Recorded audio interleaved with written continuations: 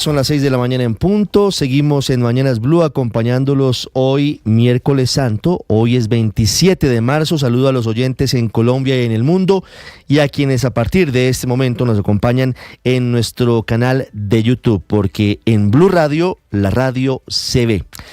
Se está quedando solo el gobierno de Nicolás Maduro, el régimen de Venezuela, con la búsqueda de cerrar las posibilidades a los opositores para postular candidato a la presidencia sin presiones, luego de que se conocieran preocupaciones de Colombia y de Brasil, dos de los gobiernos que eran considerados aliados por parte de Nicolás Maduro y que en vista del cierre de cualquier camino para la postulación de María Corina Machado o de su sucesora que había sido postulada por ella, Corina Lloris, han planteado preocupaciones e inquietudes frente al cierre de esas posibilidades para que haya unas verdaderas elecciones libres el próximo 28 de julio.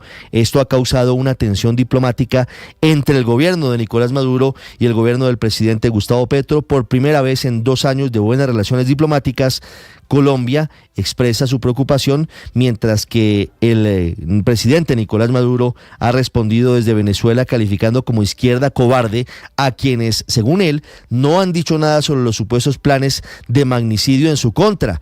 En las últimas horas hubo capturas supuestamente de otros 2 hombres, supuestamente integrantes del partido político de María Corina Machado, que presuntamente, según ellos, pretendían atentar contra Nicolás Maduro en las próximas horas. Responde el presidente Gustavo Petro a través de su cuenta en X diciendo que no hay izquierda cobarde, y hace un homenaje el presidente Gustavo Petro a Hugo Chávez, al fallecido presidente de Venezuela, al origen de la crisis que vive el vecino país, diciendo: la magia de Chávez fue proponer democracia y cambio del mundo. Esta mala hora de las relaciones con Venezuela coincide con la arremetida de Maduro contra la oposición, ya que dijo que Vente Venezuela, el movimiento político de María Corina Machado, es un movimiento terrorista. Coincide esta afirmación con las muy graves advertencias que hizo el expresidente de Colombia, Iván Duque, quien dijo que tenía información sobre rumores crecientes y la posibilidad de que el SEBIN, el Servicio Bolivariano de Inteligencia, estuviera planeando o la captura o un atentado en contra de María Corina Machado, por lo cual hizo un llamado a la comunidad internacional a la protección de la principal líder opositora. A propósito, esta mañana hay una carta que están enviando un grupo de 80 académicos, intelectuales, a el cuerpo diplomático acreditado en Colombia, con copia al presidente Gustavo Petro, pidiéndole a la comunidad internacional que intervenga con el fin de que el régimen de Nicolás Maduro permita la inscripción de Corina Lloris como candidata opositora a la presidencia del vecino país. Una carta que firman, entre otros, los exministros Rudolf Homs, el exministro Germán Arce, la exministra Edna Bonilla, Jorge Humberto Botero, un número largo, Carlos Caballero Argáez, entre otros, Carlos Gustavo Cano, y un largo número de académicos, de intelectuales, de dirigentes políticos, pidiéndole a los embajadores acreditados en Colombia, con copia al presidente Gustavo Petro, que intervengan ante la crisis que está viviendo la situación política en Venezuela. Hablamos también de la crisis política y diplomática entre Colombia e Israel, luego de que el presidente Gustavo Petro anunciara el rompimiento de las relaciones si ese Estado no cumple con la resolución de Naciones Unidas del Consejo de Seguridad sobre un alto al fuego en la Franja de Gaza. Vamos a hablar de la respuesta muy dura del canciller israelí, que acusó al presidente Gustavo Petro de estar apoyando a los asesinos y violadores de bebés de Hamas, y que eso es una vergüenza para el pueblo colombiano. La otra batalla en la que está enfrascado el presidente Gustavo Petro sigue en Antioquia. Ahora acusa al presidente Petro, al gobernador Andrés Julián Rendón, de ser un captador masivo y habitual de dinero, aunque no lo dice directamente por sus redes sociales. Cita un artículo del Código Penal que asimilaría la vaca que imprime y que impulsa el gobernador con las pirámides, con David Murcia Guzmán, con DMG y con otro tipo de actividades similares. El presidente acusa al gobernador de violar el artículo 316 del Código Penal como supuesto captador masivo y habitual de dinero. La inmensa mayoría de los abogados penalistas consideran que no hay delito, que se trata de una donación voluntaria que no es masiva y que tiene una destinación específica. eléctrica. Pero como si todo esto fuera poco, a la vaca le aparecen nuevas propuestas, porque desde la costa Caribe están planteando que haya una vaca para subsidiar los altísimos costos de la energía eléctrica en esa zona del país. Vamos a hablar en minutos de los 81 senadores que estuvieron ayer en la sesión del Congreso para hablar de la reforma pensional. Vamos a contarles cómo el ministro de Hacienda, Ricardo Bonilla, abrió una puerta a que se pueda modificar el umbral de la cotización obligatoria en Colpensiones, que el proyecto actual pone en 3 salarios mínimos. Podría ser de un solo salario mínimo. Fue un martes atípico ayer en la Comisión Séptima del Senado porque Fabián Díaz, senador de esa comisión, radicó la ponencia alternativa de otra reforma, de la reforma a la salud. Los opositores dicen que tiene poco de alternativa porque, según ellos, prácticamente es una reforma calcada de la que está ahogándose y que fue planteada por el gobierno nacional. Tal vez el único cambio es que dejan libertad a los pacientes para escoger el CAP al que quieren estar afiliados, y esto se haría a través de las EPS, que se convertirían en gestoras de salud y vida. Y vamos a ir en minutos a Baltimore, en Estados Unidos.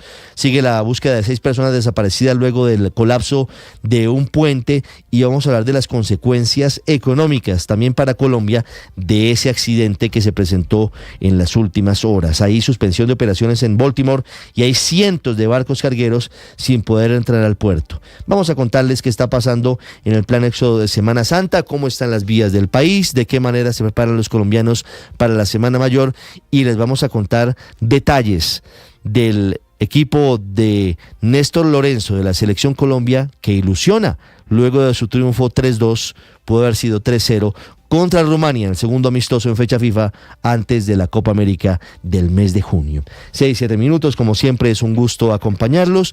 Hoy es el Día Mundial del Teatro, opera con normalidad el aeropuerto El Dorado. En Bogotá tenemos 9 grados de temperatura. Vamos a continuación, como siempre, con lo más importante en el resumen en Voces y Sonidos en Mañanas Blue.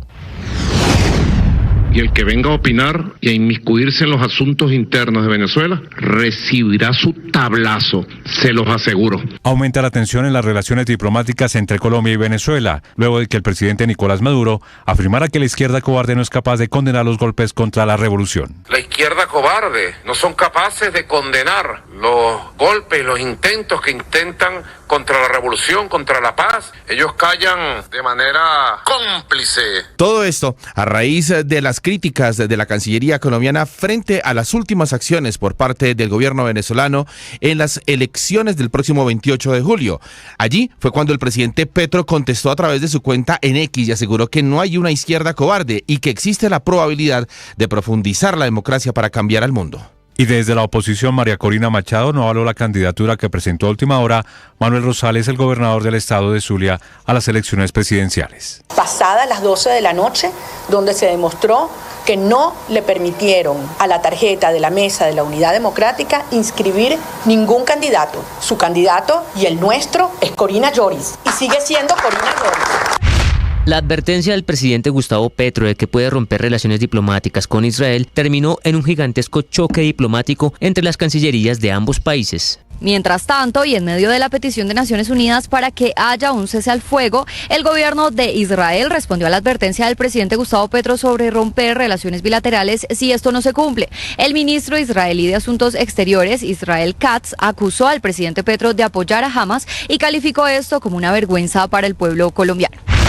Las disidencias de las FARC al mando de alias Iván Mordisco inauguraron un puesto de salud y entregaron una ambulancia en el corregimiento de San Juan del Micay. Esto está ubicado en el municipio de Tambo, en el departamento del Cauca. El acto de entrega fue precedido por 3 días de carnaval que tienen como objetivo recaudar fondos para la compra de un bus que sería puesto al servicio de los estudiantes de la zona rural de San Juan del Micay en el Tambo, Cauca. El ministro de Defensa, Iván Velázquez. Los grupos armados ilegales han encontrado esto de construir obras para las comunidades, una fuente de legitimación que pretenden, como si fueran el poder del Estado el que administra los territorios.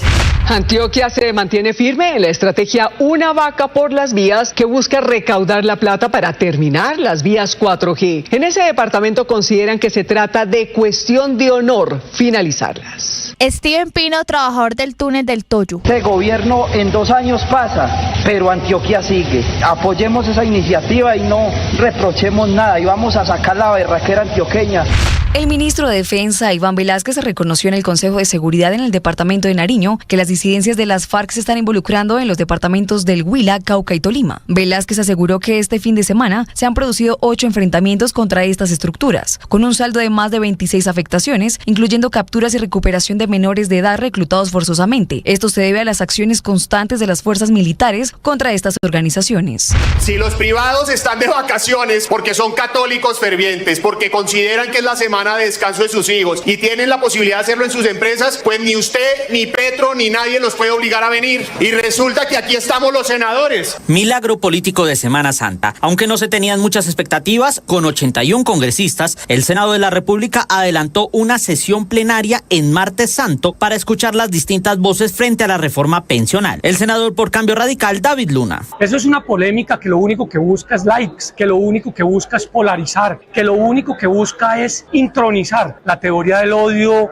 para generar una lucha de clases en Colombia. La ministra de Trabajo, Gloria Inés Ramírez. Yo pienso que ustedes conocen aquí la dinámica, seguramente habrá más intervenciones, pero esperamos ya que se venga el debate entre los senadores y senadoras y de esta manera se empiece a votar para tener el país tenga claramente una propuesta y salga de la incertidumbre en la cual está hoy. Mientras esto ocurría en la Comisión Séptima del Senado, el senador verde Fabián Díaz Plata radicó su propuesta de ponencia alternativa a la reforma a la salud, que muchos consideran la carta de salvación de la iniciativa del gobierno.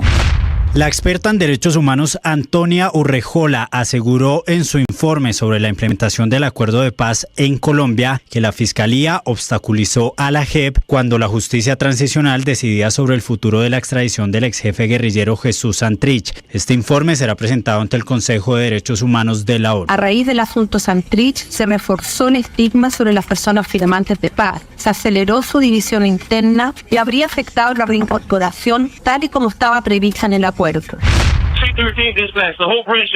El Dali, un gigantesco buque carguero, chocó y tumbó el puente Francis Scott Key en Baltimore, Estados Unidos. Las autoridades dan por muertos a los 6 trabajadores que se encontraban sobre la estructura. Joe Biden, presidente de los Estados Unidos. Hasta ahora todo indica que esto fue un accidente terrible. No tenemos ninguna otra indicación ni razón para creer que hubo cualquier acto intencional aquí. ¡Escucha esto!